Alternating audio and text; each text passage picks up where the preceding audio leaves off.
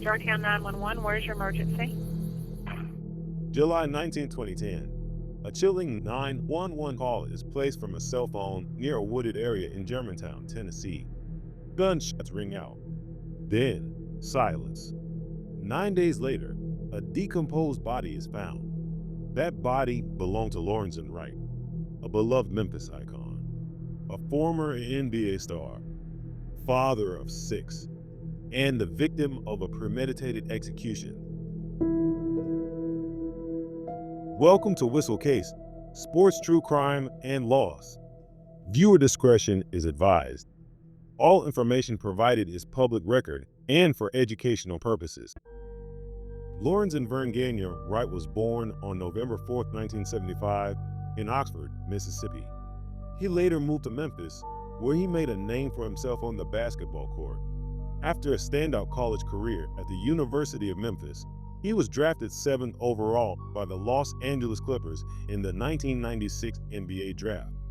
He went on to play 13 seasons in the NBA, with stints at the Clippers, Hawks, Kings, Cavaliers, and Memphis Grizzlies.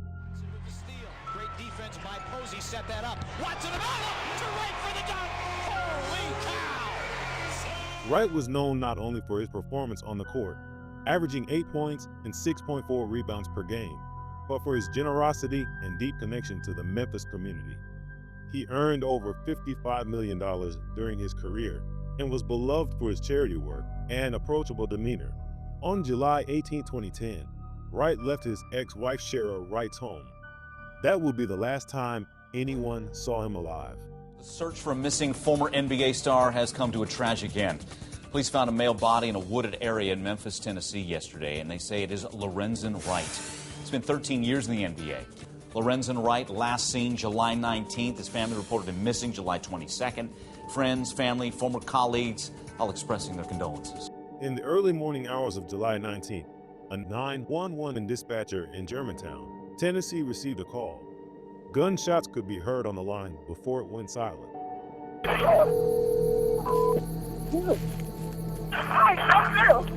Georgetown 911, where's your emergency? Hello? Hello? Hello? Sound like I'm nothing but gunshots. Hello? Shockingly, the dispatcher failed to alert a supervisor, and the call went uninvestigated for days. When Wright was reported missing on July 22nd, police had no leads. But 6 days later, they tracked the 911 call using cell tower data. In a secluded field in East Memphis, they found his decomposed body, shot multiple times, including in the chest and face. Wright's murder stunned the nation. But behind the scenes, investigators already had suspicions, particularly about his ex-wife. Good morning. To start, Shara Wright is here. We're not here to set a bond on a violent offense. She's here on 3 violent offenses. She's charged first with conspiracy to commit first-degree murder, planning the murder of Lorenzen Wright. And for Miss Wright, that carries 25 years in jail. She's here accused of sending 2 armed hitmen, her boyfriend and her cousin, to Lorenzen Wright's home in Atlanta, Georgia, to go in there first and leaving the window unlocked to kill Lorenzen Wright. Attempted murder. For Miss Wright, that carries 25 more years. And then she's here for actually killing him. Shara and Lorenzen had divorced earlier that year after a tumultuous marriage. They'd had 6 children together and suffered unimaginable tragedy with the loss of their daughter Sierra to SIDS in 2003. Their relationship had been marred by infidelity, jealousy, and accusations of violence. Shara claimed Lorenzen left her house that night with drugs and cash. Investigators found no evidence to support this, but she did collect $1 million from a life insurance policy set up for their children, with Shara as custodian. Did you plot and conspire to kill your former husband? Indirectly, yes, sir. If That the you money was planned paid. and desired him to be executed for $1 million. Over time, the investigation revealed chilling details. A key break came in 2017 when a gun believed to be the murder weapon was found in a Mississippi lake.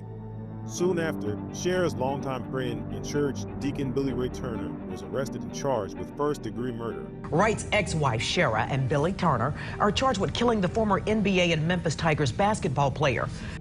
Days later, Shara was arrested in California. According to court testimony, Shara had enlisted Turner and her cousin, Jimmy Martin, who was facing charges for another homicide, to kill Lorenzen. Martin testified that Shara had attempted to have Lorenzen killed in Atlanta, but the plan failed. So her and Lorenzen met up with Billy on this road. That's when I guess they ambushed him. You say you guessed. Why do you say you guessed? Because I wasn't there. Did she tell you what happened once they met up with them, other than Lorenzen jumping over the fence? Lorenzen had his back to him. They started chasing him. They started firing at him, chasing him. He jumped through the fence. He was jumping like a deer. They caught him when he fell. She said both of them had guns. Did she say whether or not both of them fired?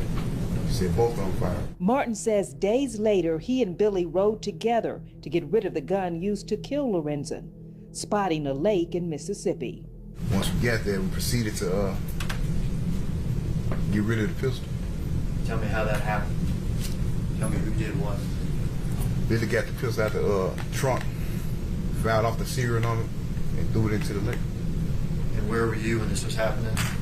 I was right there beside him.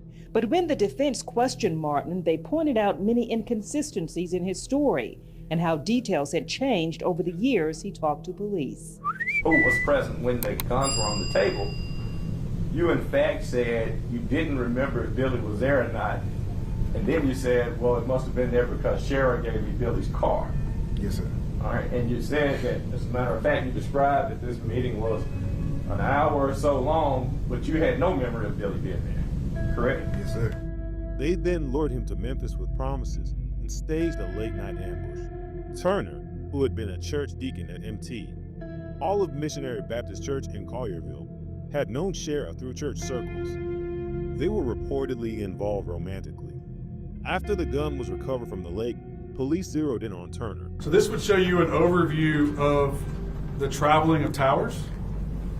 So we start in Mississippi, we travel north to Memphis, we hit 240, then we're going to travel down towards Southwind, then we're going to travel towards the tower that has coverage over Shara Wright's home, then we're going to travel back over here, and we're kind of encompassing an area that's close to the crime scene. That's around that is where his towers are located. Now there's a 4-hour gap between the 1210 and the 407. Then we have another gap. We have another call between 407 and like 417. Then there's another 3-hour gap until like 7 o'clock at night. Okay. So he's not utilizing his phone a lot that day. There's at least 2 large gaps in coverage. He was arrested in late 2017 at a Collierville convenience store. I contacted you all because I wanted to tell my side of the story. A story Turner says he couldn't share before, and one he claims could prove his innocence. I wanted to really put out there what really all happened, what really happened, and for the people who was left out of this that could have set me free. On March 21st, 2022, Turner sat quietly as a jury convicted him on all counts. We, the jury, find the defendant guilty of first-degree murder as charged in count 1 of the indictment. first-degree murder, conspiracy to commit first-degree murder, and attempted first-degree murder. Why do you think you were found guilty? I found guilty because emotional, not because of the evidence that they had against me. It was basically an emotional conviction because everybody was tied to Lorenzen, and everybody loved Lorenzen. That evidence included testimony from a Memphis police officer who broke the case, cell phone records showing hundreds of calls between Billy and Shara before and after Lorenzen's death, plus Turner's cell location data the night of the murder. 14 minutes after midnight on July 19th. Which is 2 minutes after the homicide. 2 minutes after the 911 call. If you weren't involved and there were these other people and information that you believe could have cleared your name, how did you get caught up in all of this in the first place? I got caught up because I did work for Shara. I did work for her, and in the process doing work, I didn't really know Jimmy. Jimmy Martin, the prosecution's star witness. Turner had a history of serious criminal charges, including burglary, assault, kidnapping, and was already a felon in possession of a firearm. He first had to serve 16 years on weapons charges before standing trial for Lorenzen's murder. Throughout the proceedings, Turner maintained his innocence. His attorney stated he has never said that he had a firearm related to killing anyone at all. Turner claimed Shara recruited him and insisted he had no part in the murder. On the night of the murder, Shara reportedly sent Lorenzen sexually suggestive texts, drawing him to a remote area under the pretense of a rendezvous. As Lorenzen approached, Turner emerged from the woods and opened fire. Martin claimed that he and Turner disposed of the gun in a lake. Shara pleaded guilty in 2019 to facilitation of murder and was sentenced to 30 years in prison. She is eligible for parole in 2027. Years after Shara's plea deal, she spoke about what happened. I did bring Lorenzen to Memphis. I did show the text messages to the guy. I did have to do that because he was right there in my face. You have to show me that you're cooperating with me. I did know that the possibility that he could die from that. I did understand that. Like, I was responsible for Lorenzen's death in a lot of ways. Number one, I did send those people to his house. I did send them to his house, but I never went inside of his house. I picked the children up from the pool side. I never even went inside of the house. Okay. And so I didn't unlock any windows. That's not true. But I did go to his house, and I did send people to his house. The only reason why I went to the house is because the other children were at the house, and I knew I had sent the people to the house, so I wanted to get the children out of harm's way. Time out. Let us know what you think down in the comment section below. Be sure to like and subscribe for more content on sports, true crime, and loss. Now, back to the Whistle case story. Filed for a divorce. I moved away from Lorenzen at that time, but he needed my help. So he reached out to me, and he was like, after one of the guys that was driving for him to go pick up his dope, they ended up coming into like an opposition with one another, and he became an enemy of ours, and that money needed to be paid back the people that they were working for because they were arrested, and the guy's family needed his money. Once I went to Atlanta, I was given the keys to their home just in case anything happened. All of my stuff was still in his garage. He had all his stuff in his garage. He was hiding out. He was like, anything happens, you need the keys to that place. And he gave it to one of the children to give to me. So that never happened, unlocking his windows. As a matter of fact, the day that we went to Atlanta to his home, he met me at the gas station because I didn't know how to get there. And when I followed him to the house, he was like, the kids are in the pool. I didn't want to take them out. And the entrances to the doors were from the back of the townhouses and not necessarily from the front. And I never even went inside of his house, so it was no way to unlock the windows. I picked the kids up from poolside. In the process of them working for him, there was, and when they came to my son's school to threaten him, that particular day, I called everybody into the house and I said, what kind of money do you have on you right now? What do you have? What have you made? What do you have right now? And because this guy wanted his money. And he said he was going to kill my kids. So at that point in time, everybody started drawing weapons, and because he's at the meeting too. And so and I understand why nobody's talking about that, but it needs to be talked about. Everybody had drawn their weapons. I was like, ho, ho, ho. And I made everybody lay their guns down on the table at that time. And I said, what are we going to do? My cousin was throwing out, so I took my diamond earrings out of my ears. I said, take these earrings. I have a divorce money that's coming. It'll be here in just a couple of weeks, or maybe even no later than a month. Can you wait for a month? He was like, no, I can't wait. I got my own stuff going on. And at that point in time, Claudia, my cousin that was at the house, she started throwing out things like, well, why don't we just send him to Atlanta and he can talk. Lorenzen's not here, you need to talk to him. I was like, no, you take this away from my porch and put it on their porches, because I don't have anything to do with this. I don't have anything to do with his money missing. I don't have anything to do with drugs. I don't have anything to do with it. So I hauled off and I threw out Jimmy Mama's address. I said, you can take this to 205 Draper Street. Or either that, or what you can do is, and he was like, nah, what you need to take it into is that insurance policy that you got on him, because you can pay him that way, because I'm not finna die. I'm not finna be caught up in this. And I was like, well, you know what? This is what we're gonna do. Everybody's gonna get away from my kids and off my porch, and he's gonna handle his own business and his own debt. And then I started hauling off and saying things like, yeah, so if you think it's gonna be me and my kids, no, it's gonna be him. Take him to them. I told them to take him to Lorenzen, and so that's how I sent them. So I sent them to Atlanta, and he was like, I can't go right now, blah blah blah. And so what I wanted to do was, I had 5 of the kids. Only one kid was at home at that time, Lorenzen Jr., and the other kids were with their dad. And so that's why I ended up at the pool picking them up first. I never warned Lorenzen, and I should have done that, but I did not warn him when I got there because I was angry with him. And I shouldn't have been angry. I should have compromised. I should have tried to tell him. Maybe I should have told the police or something, but I was afraid.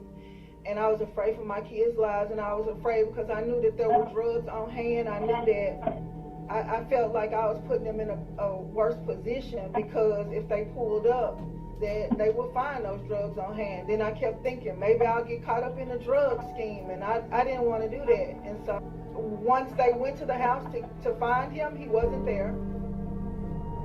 And he came back to my house, and he was like, so now you playing games with me. And in a way that was true, because when they went to Atlanta, I knew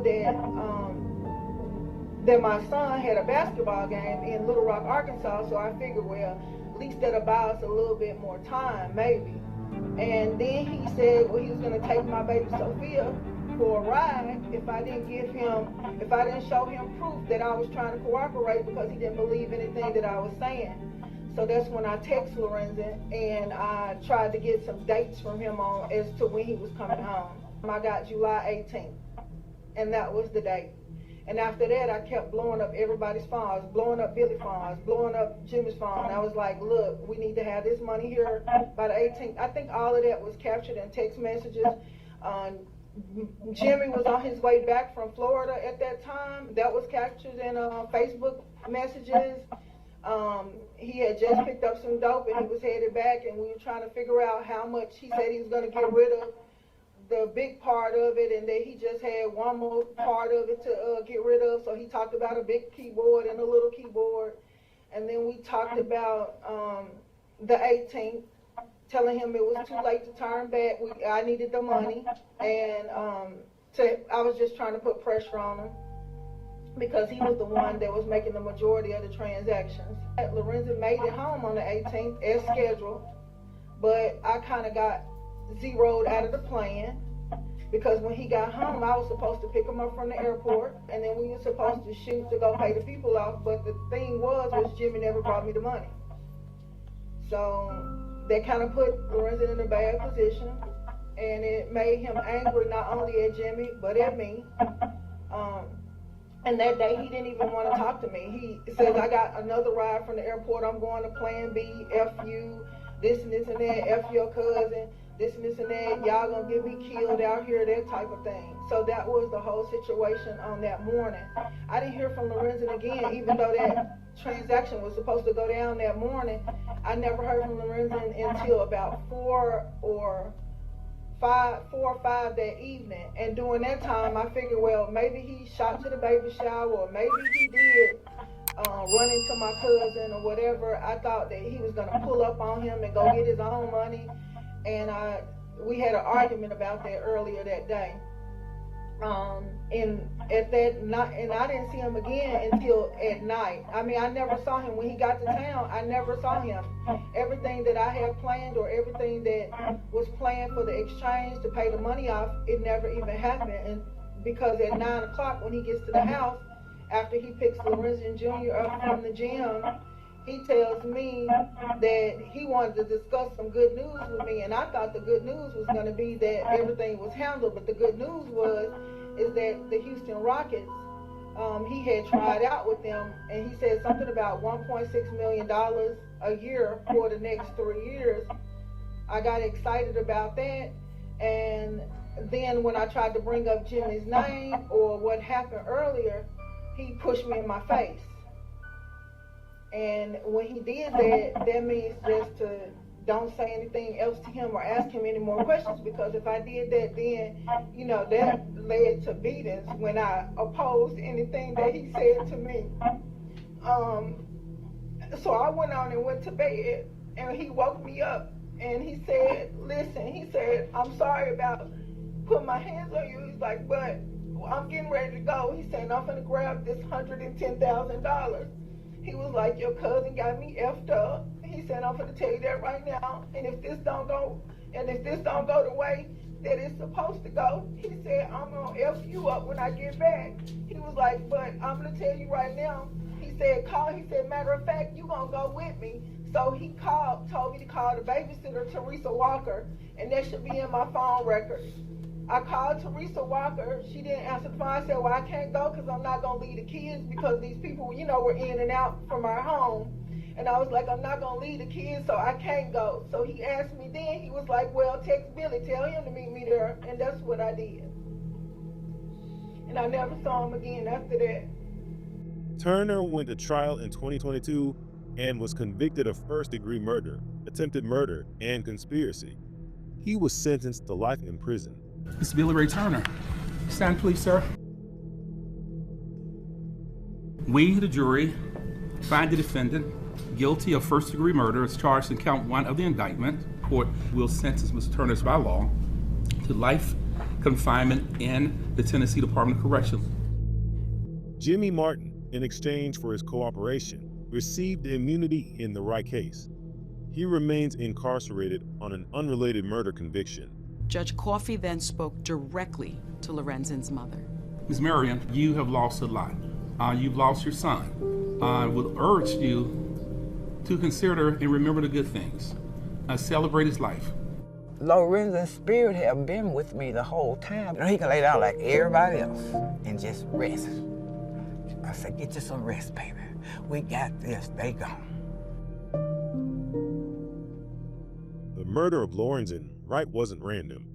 It was calculated, brutal, executed by people he once trusted. It exposed deep failures in the justice system, from the delayed 911 response to the years it took to bring anyone to justice. Wright's death left a permanent scar on Memphis. He was more than an athlete. He was a father, a philanthropist, a symbol of hope.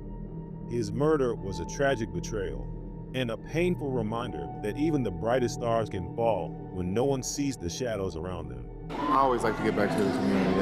If we can put a smile on these people's faces just to see us here, you know, some of the people say, you know, I couldn't pass this up. I just wanted to come here and spend time with you guys. And, you know, they can shed a little light on their lives. You know, God bless them. I love to be here with them. Let us know what story you want to hear next. Subscribe to Whistle Case Sports True Crime and Lost for more true crime stories at the intersection of sports, tragedy, and humanity.